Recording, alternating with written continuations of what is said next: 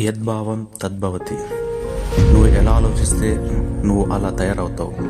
మతి ఎంతో గతి అంతే. నీ ఆలోచనలు ఎలా ఉంటాయో నువ్వు అలా తయారవుతావు. ఎందుకు ఇవి చెప్తున్నాను అందరికీ అంటే, మన ఆలోచనలు ఏవో అవే మనకి హ్యాబిట్స్ అవుతాయి, అవే మన యాక్షన్స్ అవుతాయి.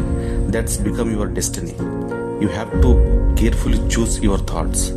ఎలాంటి ఆలోచనలు ఉన్నాయి, నీకు సరిగ్గా ఉన్నాయా లేదా ఒకసారి చూసుకోవాలి.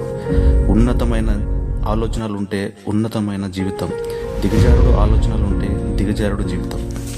నువ్వు పక్కవాడికి ఏది జరగాలి అనుకుంటే అది నీకు ఫస్ట్ జరుగుతుంది.